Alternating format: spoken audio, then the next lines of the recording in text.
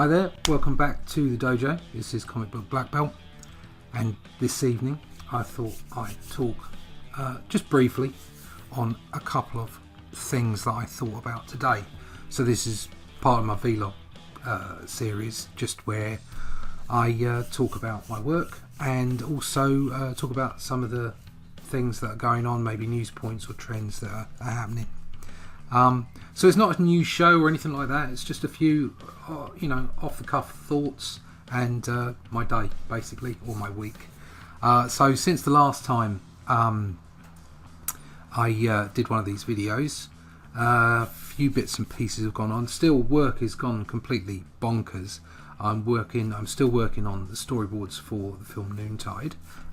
Probably the first time I've mentioned the name, but it's up on IMDb. It's in pre-production, yeah. So I'm working on those. I've also got a couple of other jobs coming that I can't really talk about because of the nature of them, but they're digital projects and are associated with some quite large brands. But they're good fun. The only downside about all this is that I don't get a chance to work on my own intellectual property. So that is a bit of a downer, as I mentioned to Peter Palmiotti the other day, and I was fortunate enough for him to invite me onto his Crossroads program. The episode is out on YouTube on his channel, and I'll put the link in the description, and actually it's also in the vlog watch list on my page, so you can go and find it there. And I'm probably using all the wrong descriptions because I'm close to a boomer, so I think I'm Gen X, but I act like a boomer sometimes. So yeah, all the descriptions will be in there. You can go find out. Peter is fantastic. It was great to have a conversation with him, and I met some other people on YouTube, which is what it's all about. Community within the industry. I think that's going to be my catchphrase, community within the industry, because it is all about entertainment. The art side of thing is about the community, about working together, but at the end of the day it is an industry and we do make money out of it. So therein lies a couple of my thoughts for this week. The first one being fan attitude, or the way that fans react, the fandom menace even. I might even get abused for that. Do fans have a right to say the things they did? I mean, the last week or so has been full of Game of Thrones, and I'll be honest, I've never watched an episode, mainly because I won't pay for Sky. I refuse to. I find it hard enough to pay for the BBC TV licence, but I won't pay for Sky, and so I've never really watched it, and I've never gone out and got the DVDs. I've heard it's basically Lord of the Rings with tits. I like Lord of the Rings. I don't need the tits in it. But outside of that, it's supposed to be very good. I understand that the books are fantastic, but it's never really piqued my interest. But the point being is that the fans have just gone bonkers and said how awful the series finale is, the last series is. And there's been a backlash online whereby they've done, apart from all the comments and all the opinion, also had some kind of online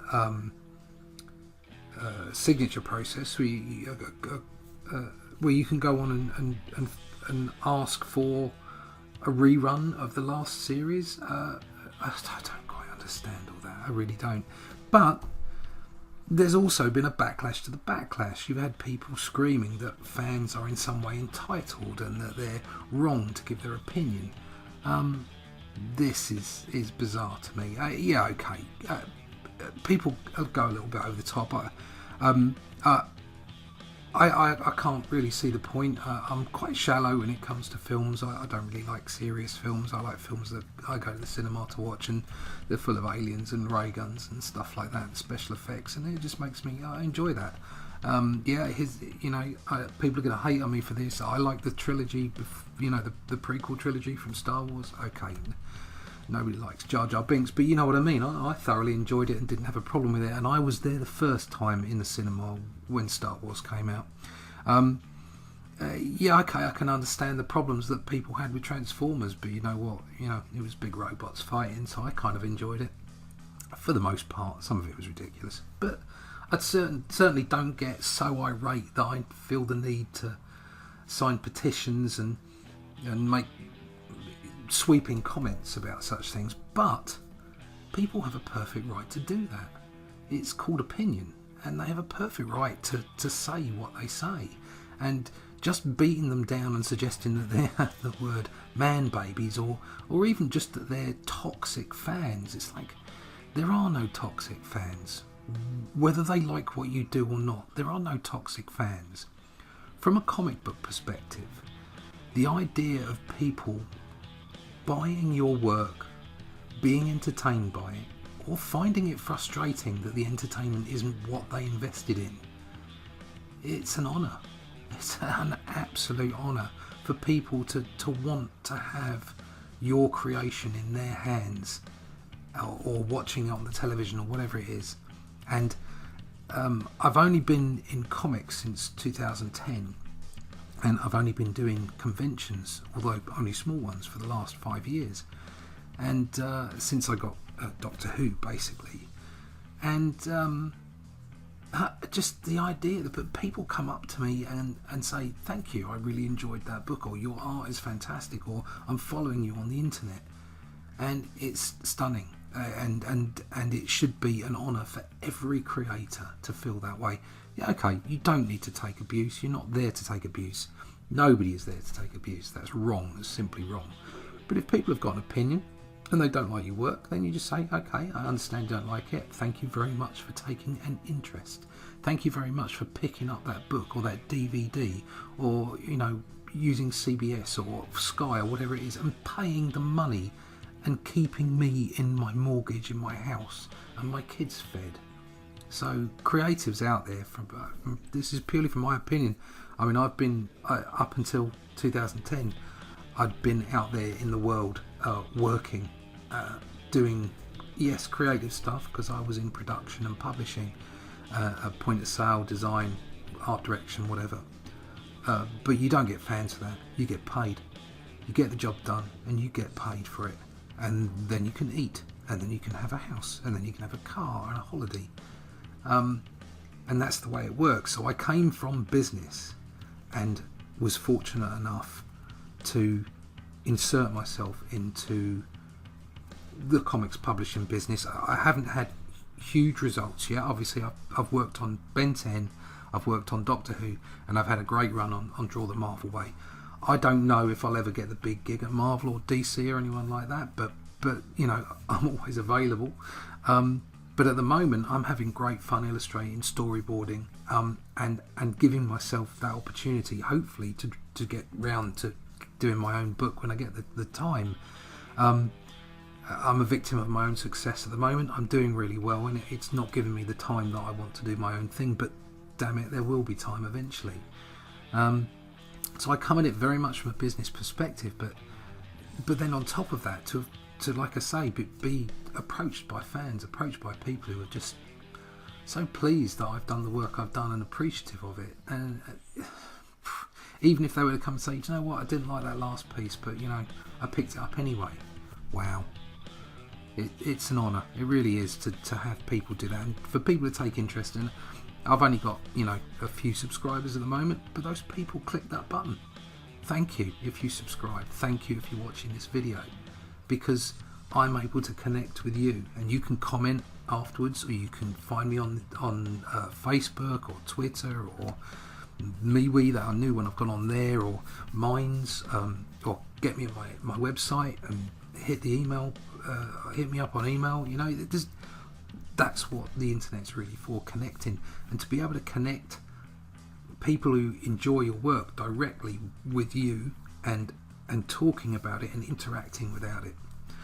I think a lot of people that are lost in success are also lost from their fan base, and they need to get real about it and understand that fans are there and they're appreciating what you're doing. And if they say they don't like it, then you should be listening to that. You should be listening and responding, not just calling them ignorant because they're not liking the things that you want to do. Yes, there are, like I said, there's ways of doing it. Abuse is not good, but so that's my view on the whole fan thing. Is there should be no abuse. There should be no undesirable responses, but at the same time, people should be able to give their opinion. And if people are invested in something that you've produced, you should be happy that they're invested and respond to them in kind. So that's just my 2 pence on it. I know I'm seeing it from a very small perspective, not like these people that have got massive shows or films or whatever, but the idea that people are interested in my work, it's humbling. It really is. And thank you very much if you're watching or if you're involved in my work. That's superb. Brings me to another point about the industry as well, and about people that are entering the industry. And this is really quite an awkward subject. I see a lot of people talking and saying, I want to draw comics, or I want to do this, I want to do that. And they're obviously not ready. I wasn't ready for a long time. It took me a long time to get ready. It actually took me 25 years to get ready. I think you have to be realistic about your own skill sets. Can you really do it? It's not just, I love it, I want to do it. It's, are you really going to make it?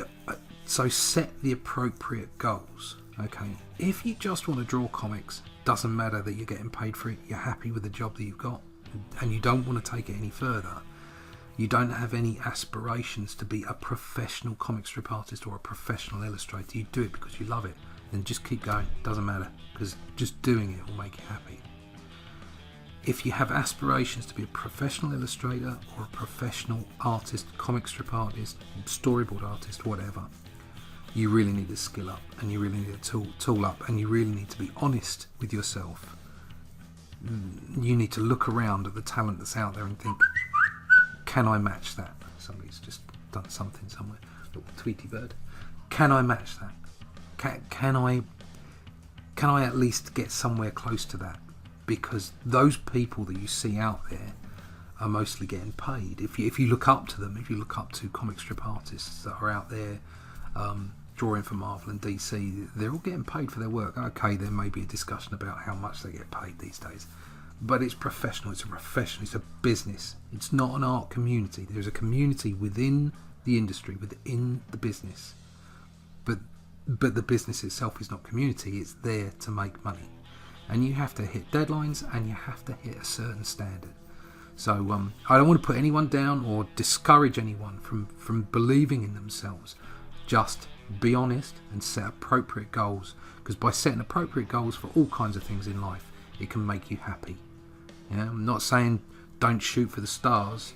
You've got to do what you've got to do, and if you believe in yourself, then do it. Just be realistic, so that you don't fall too far. Okay, even if it's a matter of making those goals that you set yourself short, smaller chunks, rather than just shooting for, I'm going to get the top job at Marvel. You go, right, okay, I'm going to hit this first. I'm going to make my own comic, or I'm going to get into a smaller publisher. But just be honest with yourself. It'll save a lot of heartache in the end.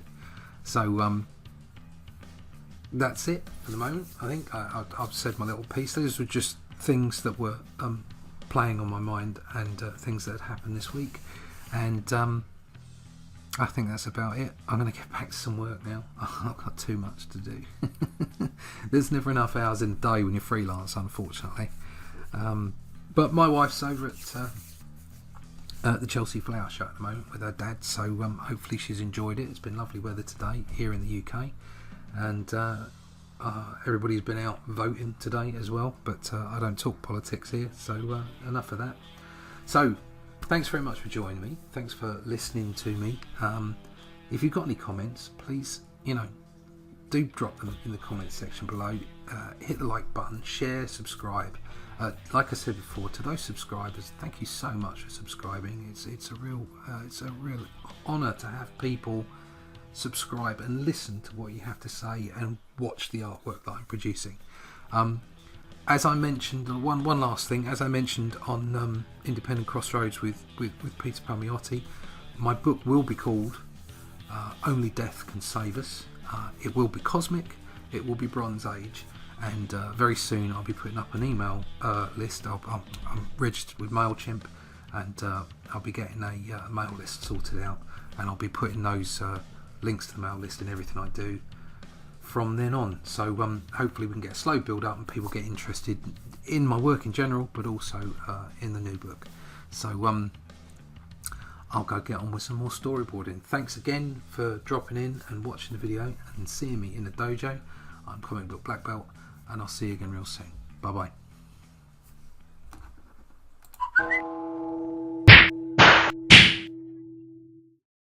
Thanks for watching Comic Book Black Belt. If you've enjoyed the content from this video, please like, share or subscribe, and come over and follow me on Twitter.